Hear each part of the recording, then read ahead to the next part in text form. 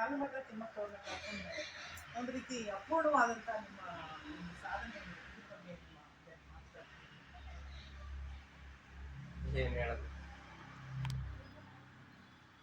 ಏನ್ ಹೇಳೋದು ಕಷ್ಟ. ಅವರು ಒಂಥರ ನಿಮಗೆ ಮಿಂಚಿನಂತೆ ಸಿಕ್ಕರು ಅಂತ ಅನ್ಸುತ್ತೆ. ನೀವು ಶಾಲಾ ಬಾಲಕನಾಗಿದ್ದಾಗ ಅವ್ರ ಮೇಲೆ ನಿಮ್ಗೆ ಒಂದು ಕುತೂಹಲ ಶುರುವಾಯ್ತು. ಹೇಗೆ ಅವರು ಮರಗಳನ್ನ ನೆಟ್ಟರು, ಹೇಗೆ ಬೆಳೆಸಿದ್ರು, ಇದನ್ನೆಲ್ಲ ತಿಳ್ಕೋಬೇಕು ಅಂತ ಹೇಳಿ ನೀವು ಬೇಲೂರು ಪಕ್ಕದ ಬಳ್ಳೂರಿನಿಂದ ಅವ್ರನ್ನ ಹುಡ್ಕೊಂಡು ಬಂದ್ರಿ. ಈ ಪಯಣ ಒಂದು ನೆನಪುಗಳನ್ನ ನೀವು ಹೇಳ್ತೀರಾ? ನಾನು ಅವಾಗ 7th ಓದ್ತಾ ಇದ್ದೆ. 7th ಓದ್ಬೇಕಾದ್ರೆ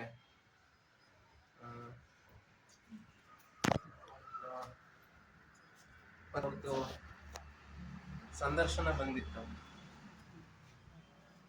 ಯಾವ ಪತ್ರಿಕೆ ಅಂತ ನನಗೆ ಈಗ ನೆನಪಿಲ್ಲ.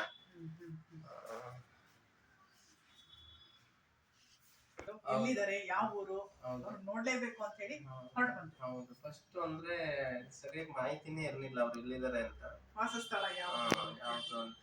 ಯಾಕೆಂದ್ರೆ ಇವತ್ತೆಲ್ಲ ಸೋಷಿಯಲ್ ಮೀಡಿಯಾ ಎಷ್ಟು ದೊಡ್ಡದಿದೆ, ಎಲ್ಲಿ ಬೆಳೀತದೆ ಇಲ್ಲೆಲ್ಲ ಸಿಗುತ್ತೆ. ಒಂದು 22-24 ವರ್ಷದ ಹಿಂದೆ ಇದೆಲ್ಲ ಏನು ಇರ್ಲಿಲ್ಲ, ಕಷ್ಟ ಇತ್ತು. ನಾನು ಫಸ್ಟು ಕುಣಿಗಲ್ ಹತ್ರ ಅಂತ ಹೇಳಿದ್ರೆ ಯಾರೋ, ಆ ಕುಣಿಗಲ್ಲಿಗೆ ಬಂದು ತುಂಬಾ ಜನರಿಗೆ ಕೇಳಿದೆಲ್ಲ, ಯಾರನ್ನ ಕೇಳಿರೋ ಗೊತ್ತಿಲ್ಲ ಅನ್ನೋರು. ಆಮೇಲೆ ಯಾರೋ ಒಬ್ರು ಅಲ್ಲಿ ಮಾರೂರ್ ಹ್ಯಾಂಡ್ ಪೋಸ್ಟ್ ಹತ್ರ ಸಾಲ್ ಮರ ಇದಾವೆ, ಅಲ್ಲಿ ಹೋಗಿ ನೋಡ್ರಿ ಅವ್ರು ಇರ್ಬೋದೇನೋ ಅಂತಂದ್ರು. ಮತ್ತೆ ಅಲ್ಲೂ ಹೋದೆ, ಅಲ್ಲಿ ತುಂಬಾ ಜನ ಕೇಳಿದ್ರು ಗೊತ್ತಿಲ್ಲ ಅಂದ್ರು. ಒಂದು ಪೆಟ್ಟಿಗೆ ಅಂಗಡಿಲಿ ನಂಜುಂಡಿ ಅಂತ ಆ ವ್ಯಕ್ತಿ ತೋರಿಸ್ತಿದ್ರು. ಇಲ್ಲೊಬ್ರು ಅಜ್ಜಿ ಇದಾರೆ, ಅವರೇ ಇರ್ಬೇಕೇನೋ, ನೋಡಿ ಹೋಗಿ, ಇಲ್ಲಿಂದ ಒಂದು 8 ಕಿಲೋಮೀಟರ್ ಆಗುತ್ತೆ ಅಂತ. ಅವಾಗ ಹೋದಾಗ ಅಜ್ಜಿನ ಭೇಟಿ ಮಲಗಿದ್ರು. ಹೌದು. ಹೋದಾಗ ಪಾಪ ಮನೆ ಅಂಗಳ ಕಸ ಗುಡಿಸ್ತಾ ಇದ್ರು ಅಜ್ಜಿ. ನಾನು ಹೋದಾಗ ಸಂಜೆ ಒಬ್ರೇ ಅನಿವಾರ್ಯವಾಗಿ ಹುಷಾರಿಲ್ದಿದ್ದಾಗಲೂ ಕೆಲಸ ಮಾಡ್ತಾ ಇದ್ರು. ಹೌದು, ಒಬ್ರೇ ಇದ್ರು. ನಾವು ಹೋದಾಗ ಪಾಪ ಊಟ ಏನು ಇರ್ಲಿಲ್ಲ ಮನೇಲಿ.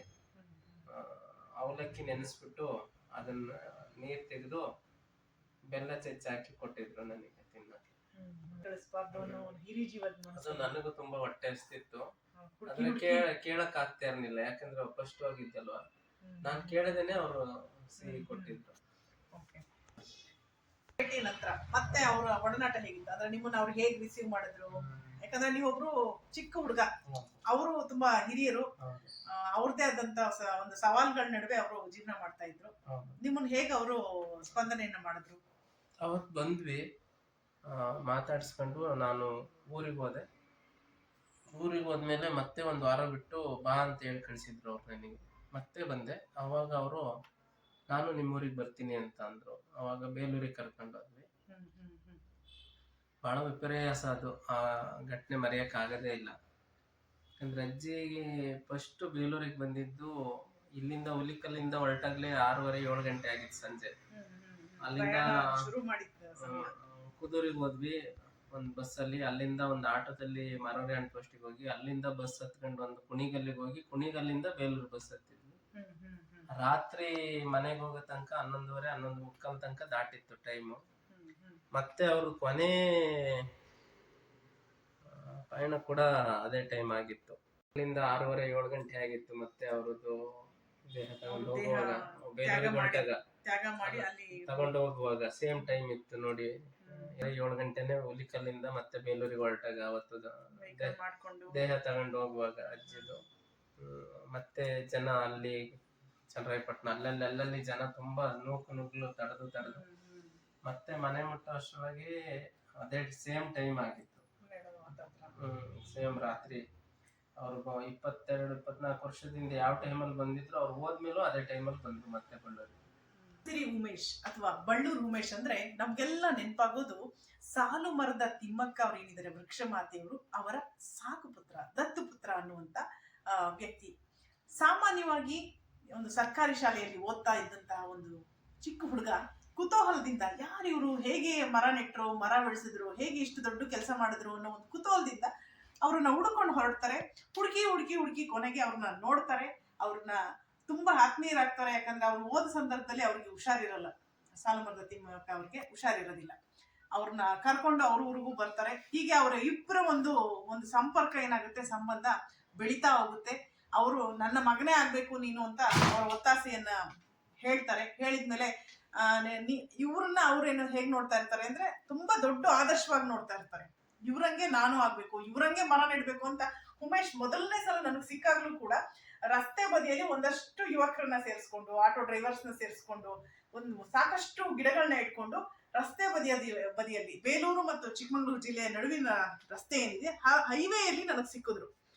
ಸುಮಾರು ಒಂದು 20 ವರ್ಷಗಳ ಹಿಂದೆ, ಹೆಚ್ಚು ಕಡಿಮೆ 20 ವರ್ಷ ಆಗಿದೆಯಲ್ಲ ಸರ್, 20 ವರ್ಷಗಳ ಹಿಂದೆ ಇರ್ಬೋದು ಅದು. ಹೀಗೆ ಒಂದು ಅನುಭವ ನೀವು ಹೇಗೆ ಅವರ ಜೊತೆಗೆ ಇದ್ಕೊಂಡು ಪರಿಸರ ಕೆಲಸಗಳನ್ನ ಹೇಗೆ ಶುರು ಮಾಡಿದ್ವಿ ಸರ್?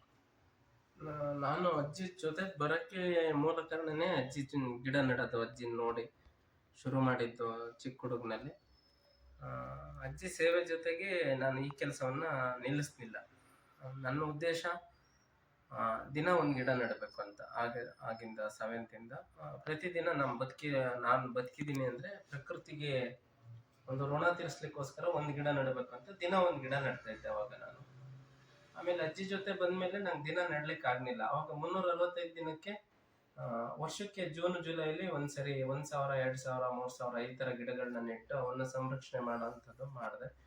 ಕಳೆದ 22 ವರ್ಷದಲ್ಲಿ ಸಾಕಷ್ಟು ಗಿಡಗಳನ್ನ ನೆಟ್ಟಿದ್ದೀನಿ, ಲೆಕ್ಕ ಇಲ್ಲ. ಎಲ್ಲೆಲ್ಲಿ ತುಂಬಾ ಸಾಕಷ್ಟು. ಬೇಲೂರಿನ ಯಕ್ಷಿ ಡ್ಯಾಮ್ ಹತ್ರ ಒಂದು 100 ಎಕರೆಯಲ್ಲಿ ಗಿಡ ನೆಟ್ಟಿದ್ದೀವಿ.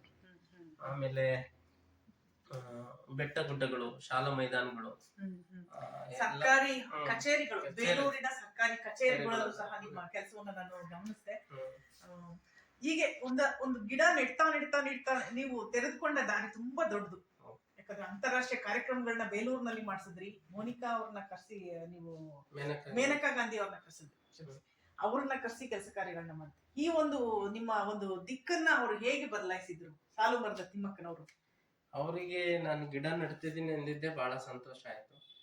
ನಾನು ಪ್ರಥಮ ಭೇಟಿ ಕೊಟ್ಟಾಗ್ಲೇ ಅವರು ನಾನು ನಿಮ್ಮೂರಿಗೆ ಬರ್ತೀನಿ ಅಂತ ಹೇಳಿದ್ರು. ನಮಗ್ ಗೊತ್ತಾಗಿಲ್ಲ, ಏನಕ್ಕೆ ಸುಮ್ಮನೆ ಏನೋ ಹೇಳ್ತಾರೆ ಅನ್ಕೊಂಡೆ. ಅಲ್ಲಿಗೊಂದು ವಾರ ಆದ್ಮೇಲೆ ಮತ್ತೆ ನಮ್ಮೂರಿಗೆ ಬಂದ್ರು. ನಮ್ಮ ಮನೇಲಿ ಒಂದು ವಾರ ಇದ್ರು ಅಲ್ಲಿ ಬಳ್ಳೂರಲ್ಲಿ. ಒಂದು ವೀಕ್ ಆದ್ಮೇಲೆ ನಮ್ಮ ತಂದೆ ತಾಯಿನ ಕರೆದು ಮನೇಲಿ ಅಲ್ಲೇ ನಿಮ್ಮ ಮಗನ್ ನನಗ್ ದತ್ತಕ್ ಕೊಡಿ ಅಂತ ಅವರೇ ಕೇಳಿದ್ದು. ಹೌದು.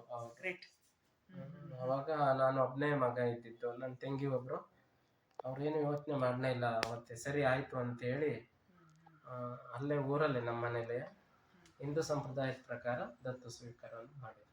ಇರ್ಲಿಲ್ಲ, ಅಜ್ಜಿ ಅವರೇ ಈ ಮಗನ ನನಗೆ ದತ್ತು ಕೊಡಿ ಅಂತ ಕೇಳಿದ್ದು. ಅವಾಗ ದತ್ತು ತಗೊಂಡು ಒಂದು ಅವರ ಬಟ್ಟೆ, ಅವರ ಒಂದು ಕೆಲಸ ಕಾರ್ಯ ಪ್ರತಿಯೊಂದು ತಾಯಿ ಮಗಳ ಹಾಗೆ ನೀವು ನೋಡ್ಕೊಂಡಿದ್ದೀರಿ ಅನ್ನೋದು ಎಲ್ರಿಗೂ ಗೊತ್ತಿರುವಂತಹ ವಿಚಾರ. ಕೋಪ ಮಾಡ್ಕೋತಾ ಇದ್ರ ಅಥವಾ ಅವರು ಹೇಗೆ ನಿಮ್ನ ಈಗ ತುಂಬಾ ದೂರದ ಪ್ರಯಾಣಗಳಿಗೂ ಅವ್ರ ಜೊತೆ ಹೋಗಿದ್ದೀರಾ ನೀವು? ಹಾಗೆಲ್ಲ ಹೇಗೆ ಅವರ ಸ್ಪಂದನೆ ಇರ್ತಾ ಇತ್ತು ನಿಮ್ ಜೊತೆಗೆ? ಒಟ್ಟು ಅವರು ನನ್ನನ್ನು ಬಿಟ್ಟು ಏನು ಮಾಡ್ತಾ ಇರ್ಲಿಲ್ಲ. ಒಂದು ಊಟ ಮಾಡೋದಾಗ್ಲಿ, ಒಂದ್ ಸೀರೆ ಹಾಕೋಬೇಕಂದ್ರೆ ಇದು ಚೆನ್ನಾಗಿದೆ, ಇದು ಹಾಕೊಂಡ್ಲ ಅಂತ ನನ್ನೇ ಕೇಳ್ತಾ ಇದ್ರು. ಆಮೇಲೆ ತುಂಬಾ ಪ್ರೀತಿ ನನ್ ಮೇಲೆ ಅವರಿಗೆ. ನನ್ ಬಿಟ್ಟು ಬೇರೆ ಜಗತ್ತಿಲ್ಲ ನಮ್ಗೆ ಬದುಕಿದ್ರು ಅವ್ರ ಅಜ್ಜಿ. ನಿಜ ನಿಮ್ದು ಅದೇ ಭಾವನೆ. ಯಾಕಂದ್ರೆ ನೀವು ದಿಗ್ಮೂಢರಾಗಿ ಇರುವಂತದ್ ನೋಡಿದ್ರೇನೆ ನಮ್ಗೆ ಬಹಳ ನೋವಾಗತ್ತೆ. ಯಾಕಂದ್ರೆ ಜೋಡಿ ಜೀವದ ರೀತಿ ನೀವು ಇದ್ದಂಥದ್ದು. ನಾವು ಯಾವಾಗ ನಿಮ್ಮನ್ನ ನೋಡಿದ್ರು ಸಹ ನಿಮ್ಮ ಹಿಂದೆ ಅಜ್ಜಿ ಇರ್ತಾ ಇದ್ರು. ಈಗ ನಮ್ಮ ತಿಮ್ಮಕ್ಕ ಅವ್ರು ಇದಾರೆ ಅಂತಂದ್ರೆ ಸಾಕು, ಅವರಿಂದ ನೀವು ಇರ್ತಾ ಇದ್ರಿ. ಸಾಕಷ್ಟು ಕಾರ್ಯಕ್ರಮಗಳಲ್ಲಿ ನಾವು ನಿಮ್ಮಿಬ್ಬರನ್ನು ಸಹ ಒಂದೇ ಅನ್ನುವ ರೀತಿಯಲ್ಲಿ ನಾವು ಕಂಡದ್ದು. ಈ ಅನಾರೋಗ್ಯಗಳಿಗೆ ಸ್ಪಂದನೆ ಹೇಗಿರ್ತಾ ಇತ್ತು? ಅವರು ಸುಮಾರು 2007ರಿಂದಲೂ ತೀವ್ರ ಅನಾರೋಗ್ಯನೇ ಅವರಿಗೆ. ಸುಮಾರು ಅಂದ್ರೆ 2017 ಅಂದ್ರೆ ಈಗ 18 ವರ್ಷ ನಿರಂತರವಾಗಿ ಅನಾರೋಗ್ಯದಲ್ಲೇ ತುತ್ತಾಗ್ತಾನೆ ಬಂದ್ರು ಪಾಪ. ತುಂಬಾ ಸೀರಿಯಸ್ ಆಗೋದು. ಅವಾಗೆಲ್ಲ ಫಸ್ಟ್ ವಿಕ್ಟೋರಿಯಾ ಆಸ್ಪತ್ರೆಗೆ ಸೇರಿಸ್ತಾ ಇದ್ವಿ. ಆಮೇಲೆ ಅಲ್ಲ ಆಗಲ್ಲ ಅಂತ ಗೊತ್ತಾಯ್ತು. ಆಮೇಲೆ ಯಾರು ಇನ್ನೊಬ್ರು ವೈದ್ಯರು ನನಗೆ ಬೇರೆ ಬೇರೆ ಕಡೆ ಡಾಕ್ಟರ್ಸ್ಗೆಲ್ಲ ತೋರಿಸ್ತಿದ್ದೆ. ತುಂಬಾ ದೊಡ್ಡ ದೊಡ್ಡ ಡಾಕ್ಟರ್ನ ಹುಡುಕಿ ಅಜ್ಜಿಗೆ ಎಲ್ಲಿ ಅನುಕೂಲ ಆಗುತ್ತೆ ಅಂತ ಹೇಳಿ. ಅವಾಗ ಆರ್ಥಿಕ ಪರಿಸ್ಥಿತಿನೂ ಬಹಳ ಕಷ್ಟ ಇತ್ತು.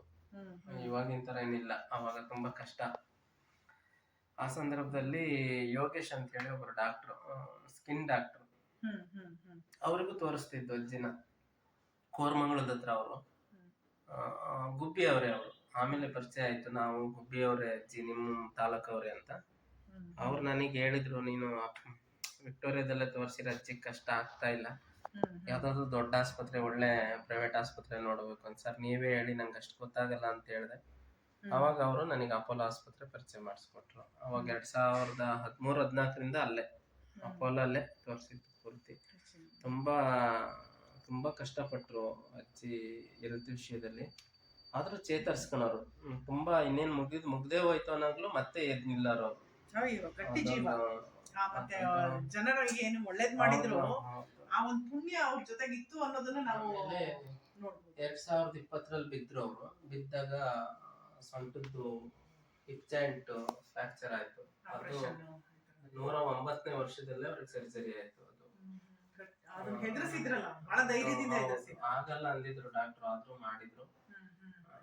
ಆನಂತರ 2023 ಮತ್ತೆ ಬಿದ್ಬಿಟ್ರು. ಬಿದ್ದು ಅವ್ರಿಗೆ ಸ್ಪೈರಲ್ ಕಾರ್ಡ್ ಡ್ಯಾಮೇಜ್ ಆಯ್ತು. ಅದು ರಿಕವರಿ ಆಯ್ತು. ಮತ್ತೆ 1 ತಿಂಗಳಿಗೆ ಹಾರ್ಟ್ ಅಟ್ಯಾಕ್ ಆಯ್ತು. ಆಮೇಲೆ ಸ್ಟೆಂಟ್ ಹಾಕಕ್ ಆಗಲ್ಲ ಅಂದ್ರು. ತುಂಬಾ ಪ್ರಯತ್ನ ಮಾಡಿ ಯಾವಾಗ್ಲೂ ಕೂಡ ಉಳಿಸ್ಕೊಟ್ರು. ಮತ್ತೆ 25ರಲ್ಲಿ ಅವಾಗೇ ಹೇಳಿದ್ರು,